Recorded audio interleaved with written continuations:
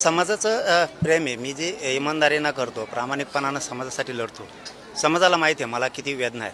कारण या उपोषणामुळं ना माझं शरीर इतकं थकून गेलं आहे की मी तरी पण या समाजाच्या लेकीबाळीसाठी, लेकराबाळासाठी, त्यांच्या कल्याणासाठी माझं हटत नाही आहे. मी समाजाला सांगताना पण सांगितलेलं आहे, कधी काळी माझ्याकडून समजा सप्ताहासाठी, लग्नासाठी येणं झालं नाही तर रुसत जाऊ नका, नाराज होत जाऊ नका.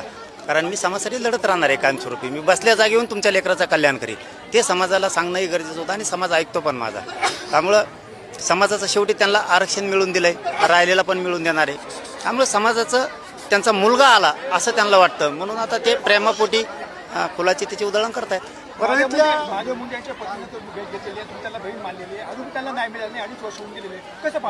हे बघा, त्या प्रकरणात काहीच नव्हतं राहिलं, काही ठेवलंच नव्हतं यांनी. किमान आता त्याचा उरगाडा व्हायला लागला आणि पुढच्या टप्प्यातसुद्धा त्याचे आणखीन तुम्हाला सगळं ऐकायला येईल. खूप मोठा उरगाडा त्या प्रकरणाचा होणार आहे. कारण त्याच्यात कोणालाही पाठीशी घातलं जाणार नाही असा शब्द देवेंद्र फडणवीस साहेबांनी दिलेला आहे. कारण ते तोंडावरती पडणार आहेत, लक्षात ठेवा. ही सोपी गोष्ट नाही आहे. संतोष भैया देशमुखांचं प्रकरण असो किंवा महादेव भैया मुंडेंचं असो, याच्यात शब्द दिला आहे देवेंद्र फडणवीस साहेबांनी.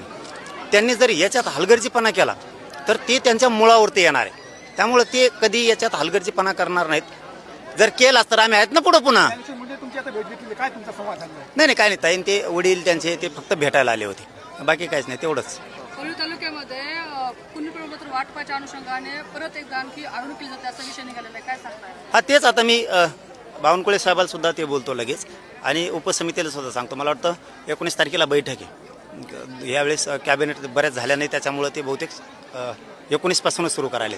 मी सांगणार आहे त्यांना जे 5-6 विषय आहेत परळीसह, की इथला रेकॉर्ड का शोधला गेला नाही, काही इथं यंत्रणा कमी आहे का, जाणून बुजून केलं जात नाही, हे सगळे प्रश्न विचारून आणि त्याची सुविधा लागेल. नसतं मग अधिकाऱ्यांना चौकशीत फेरत यावं लागणार. मी जातीचं कोणी माझ्या लेकरांचं वाटोळं करणार असलं तर मी सोडणार नाही.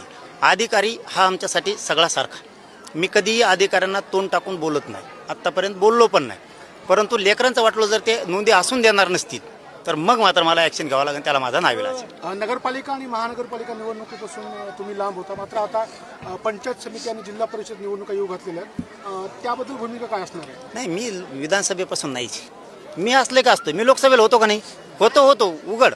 मी ना नगरपंचायतीसाठी होतो, ना नगरपालिकेसाठी होतो, ना महानगरपालिकेत होतो, ना विधानसभेत होतो, आणि जिल्हा परिषदला राहणार नाही. त्याचं कारण काय बघा, या आंदोलनातले चेहरे सगळे समोरून इकडून तिकडून उभा राहणारे 4-5 येते आणि कोणाला करा म्हणताय. त्यामुळं मी त्याच्यापासून अलिप्त आहे. पण याच्यात लक्षात येतं आहे की हे अवघड आहे, हे सरकार अवघड आहे. काल नगरपालिकेचा महानगरपालिकेत काल निकाल लागला, 29 पैकी 25 जागा हे भाजपनं जिंकलेल्या, कसं पाहतात? कशाच बघायचं, काय बघा आता त्याच्याकडे बघायला काही ठुलत नाही. पहिल्यांदा संपली महाविकास आघाडी यांनी, लय कलाकार आहे ती. आधी त्यांचा काटा काढा, आता शिंदेचा ना अजितदादाचा लावलाय. आणि अजितदादा बी असे लोक सांभाळतो म्हणून अजितदादापासून मराठी लांब जायला लागले. झटका कळाला अजितदादाला. कारण काय, पापी लोक, रक्ताने माखलेले लोक जर सोबत ठेवले तर असले परिणाम भोगावे लागतात. अजितदादांनी याच्यातून तरी समज घेतली पाहिजे आता, की आपण असे नासकीय लोक सोबत ठेवले की जे रक्ताने यांचे हात माखलेत असले, म्हणून आपल्यावरती इतकी वाईट वेळ आली की मराठ्यांचं मतदानसुद्धा पडलं नाही. नसता पुण्यात अजितदादाला इतके कमी नसतेत. म्हणजे एक बोलण्याचा भाग, मी राजकारण नाही करीत, पण याच्यातून उघडं पडतं तेव्हाच की अजितदादावरती वेळ काही नासके जवळ ठेवल्यामुळे भाजप का जवळ करीत नाही त्याला. असे मिस्टेक त्यांनी शिकावं, आणखीन तरी शिकावं त्यांनी, की हे आपला जे सुपडा साफ व्हायला लागला आहे ना, मराठे आपल्यापासून 1-2 नासके फक्त 2च आहेत, ते संभळल्यामुळं मराठा दुरावा लागला आणि आपल्याला महानगरपालिकेला पडावं लागलं. हे फक्त मराठ्यांमुळेच पडावं लागलं त्यांना. एमआयएमची ताकद वाढल्याची दिसून येत आहे. कधी नव्हे तेवढ्या जास्त सीटा ज्या आहेत एमआयएमचे निवडलेले आहेत महानगरपालिका. नाही, कवा तेवढ्याच येते टेन्शन, त्यांचे कोणचे कमी. आणि त्यांनी काय केलं, येऊ नये का त्यांच्या निवडून? तर मुसलमान, दलित आणि मराठी एवढेच येऊ नये का राजकारणात? ताकदी होते ना उभं टाकलेली. काय बलाट्या फेलाट्या, मुसलमान दलित मराठी एक झाली की सगळ्याचा धुराळाच वाजवतो. म्हणूनच मी दलित मुस्लिमांना मराठ्यांना सांगत असतो, एकदा यांना पायाखाली चेंगरा. बहुतेक 29ला चेंगरी 2029ला सुपडा साप धिंगाणाच. आता आरक्षण मिळालेलं आहे, आता तुम्ही म्हटलेलं आहात, पुढची दिशा काय असणार आहे? नाही, आणखीन राहिले ना, पश्चिम महाराष्ट्राला जे आर राहिला आहे. तर मला शिवराज साहेब म्हणलेत, शंभूराजे देसाई साहेबांनी, ते दोघं, हे आम्हाला या निवडणुकीमुळे वेळ पाहिजे होता. पश्चिम महाराष्ट्रात कसे 15 लाख नोंदी आहेत, त्याच्यात 15 लाखातून 42 लाखापेक्षा जास्त मराठा पश्चिम महाराष्ट्रातला आरक्षणात जाणार आहे. त्यामुळं सातारा संस्थान, कोल्हापूरचं, अंश संस्थांचं हे गॅजेटियर घेतलं जाणार आहे त्याच्यातलं. आता त्यांची ती प्रोसिजर सुरू करते, कारण मला वाटतं ते आयुक्त साहेब पुण्याचे त्याच्यावरती अभ्यास करत होते आणि सचिव 2 अशाने मिळून अभ्यास त्याच्यावरती केला होता. हे मला स्वतः विखे पाटील साहेबांनी पण सांगितलं आणि शिवेंद्रराजे पाटील साहेबांनी सुद्धा सांगितलं की आम्ही त्याच्यावरती काम करतोय JR काढू. आता हे निघालाय पण आणखीन प्रमाणपत्र वाटप नाही ना. मराठवाड्याचा हैदराबादचा काढलाय परंतु आणखीन प्रमाणपत्र वाटप केले नाहीत. अंमलबजावणी झाली पण प्रमाणपत्र वाटप केले नाहीत. बघूयात देवेंद्र फडणवीस साहेब किती दिवस लोकांना येड्यात काढतात. कारण मराठ्याचे मतं त्यांना पडायला लागले, हे त्यांच्या लक्षात यायला लागले आरक्षण दिल्यामुळं. पण आता नुसतं JR वर काढून तुम्ही जर मराठ्यांची फसवणूक केली तर हेच मराठी पाडू सुद्धा शकते. हवात जाऊ नका ते जाते महानगरपालिका आल्या आणि कुठं हवात जातात पुन्हा त्याने फुटाणी का लागते मग रेवडे एकाच काम जात्रात जाऊन. एसटी आरक्षणाच्या अनुषंगाने धनगर समाज देखील आज बाहेर निघणार होता, मात्र तिथं आचारसंहिता लागू करण्यात आल्या. कसं बघतो? निघणार होता आणि निघालं नाही का? निघाला पण त्याला अडवण्यात आलं असं प्रकार कुठं चालण्यातून निघालं कधी आज. अडवलं? बोराडे यांना जर प्रशासनाने बाहेर येणार काय संबंध त्यांना अडवायचं?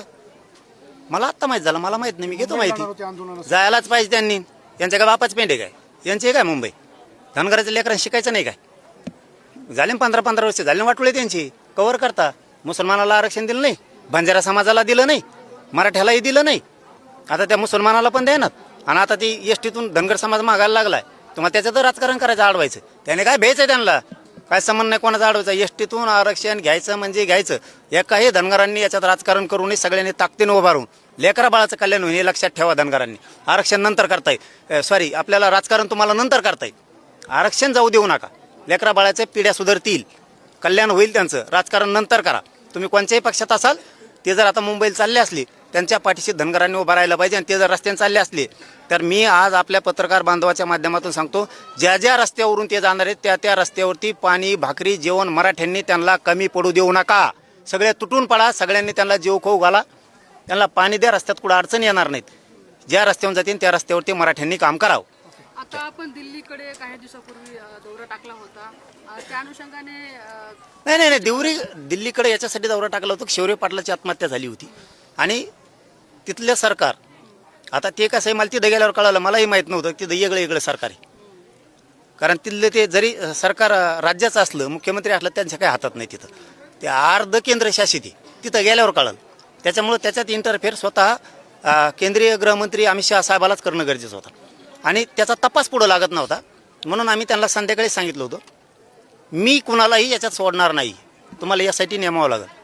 त्यांनी दुपारी मी कुटुंबाच्या घरी जाण्या अगोदर अमित शहा साहेबांनी स्वतः घोषणा केली की यासाठी आम्ही नियुक्ती केली. बोलायला जागा नाही राहिली. काय बोला नाहीत मग नसतं केलं मग आपल्याजवळ असतेच घोडे.